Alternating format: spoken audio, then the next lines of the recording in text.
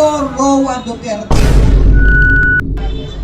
Ang Pilipinas ay nag-umpisa pa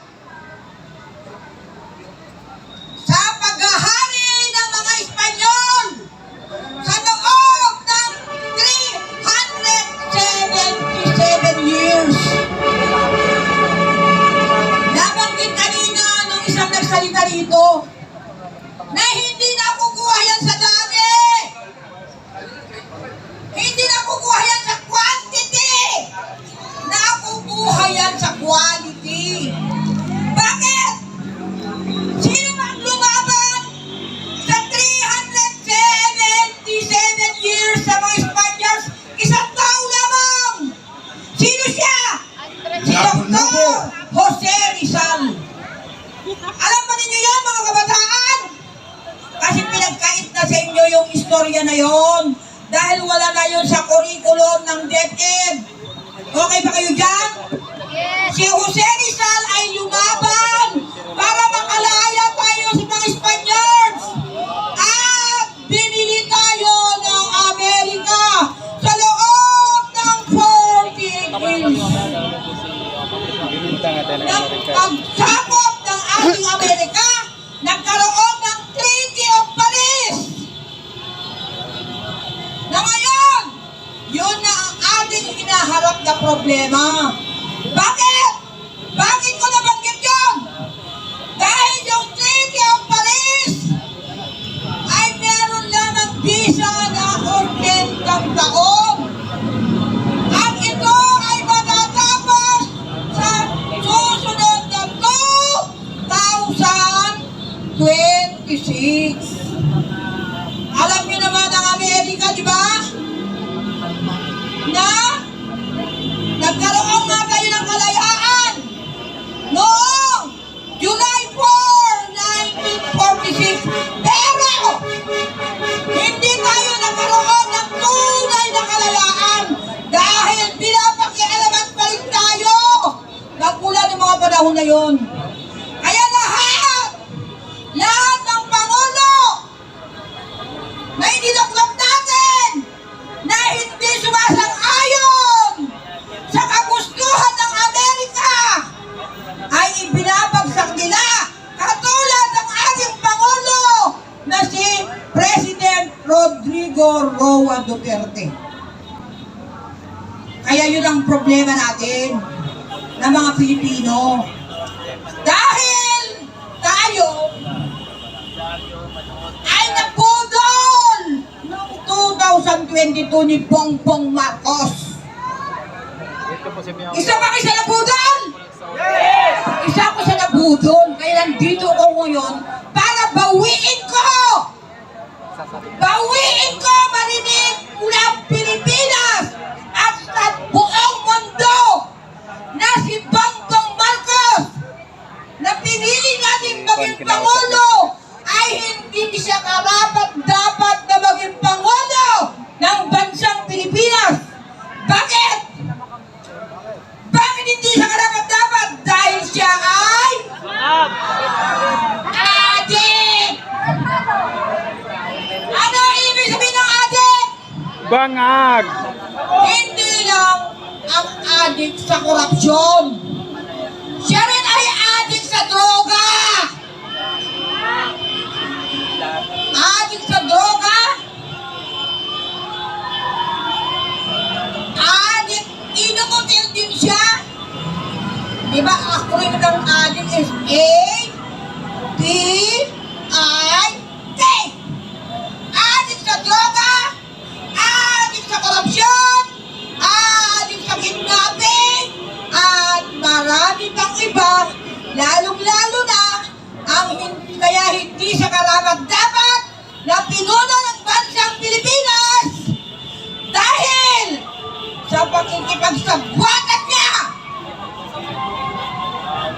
sa Amerika na kung saan hindi ba nyo alam ng Amerika ba noong October 2, 2025 taong kasalukuyan, bagsak ang kanilang economy.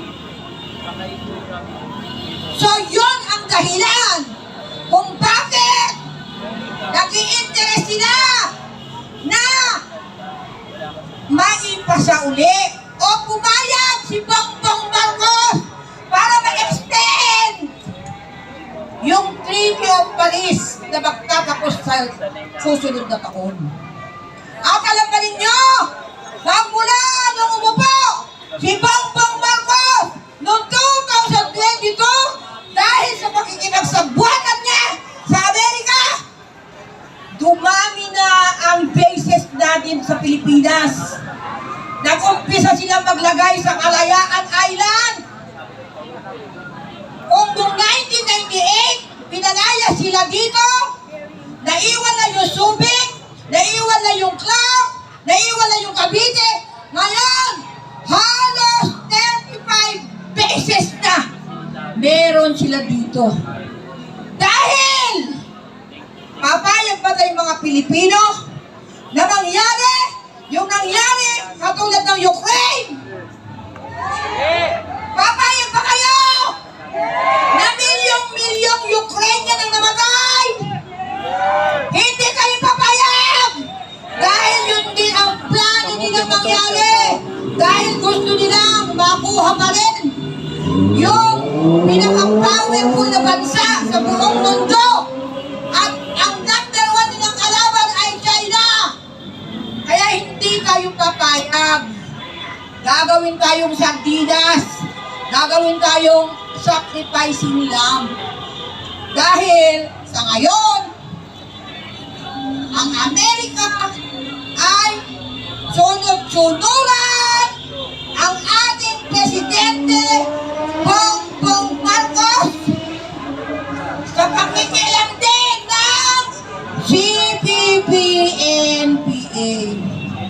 Alam nyo naman, ang mga CPP-NPA, saan pa nabubuhay yung mga yan? Saan pa kumukuha ng konti yung mga yan? Namatay na yung leader nila, si Jovan Sison sa Netherlands. Kung saan nila dinala si Rodrigo Roa Duterte, doon rin nila dinala para hindi makakilos. Para sa 2028, kung hindi may magkaisa,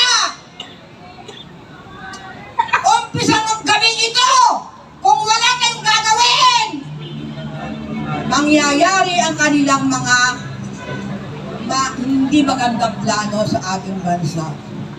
Ay ang inyong lingkod, nandito ako sa inyong harapan ngayon.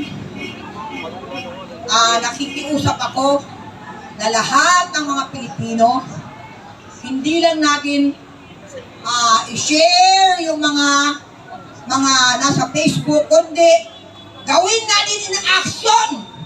Huwag natin panghinayangan yung oras na nandito tayo. Dahil ito ay maririnig, ang prayer ko dyan ay isa lang naman Ang problema natin, hindi maraming tao. Isang tao lang problema natin. Yung puno! Kung bakit sa puno, dapat putulin! Dahil yung puno, namunga ng maraming masamang sanga at namunga ng maraming bunga. Kaya yun ang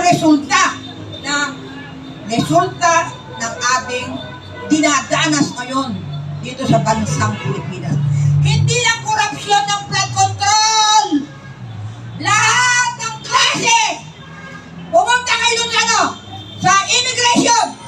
Nandiyan ang manufacturing ng pera. Pumunta kayo sa custom. Nandiyan din ang manufacturing ng pera. Pero lahat ng ginagawa nila ay hindi ayon sa kapakanan, lalong-lalong na ang mga mahihirap na mga Pilipino dito sa bansang Pilipinas. Kaya sa inyo pong lahat, magkaisa tayo, hilingin natin na ibagsak na, mag-resign na. Kung hindi man mag-resign yung Pangulo natin, na ang sabi ko dyan, ang acronym dyan, adik sa droga, adik sa kapangyarihan, inutil, at kidnapping, at lahat dito sa bansang Pilipinas. Maraming salamat! At magbuhay tayong lahat mga Pilipino.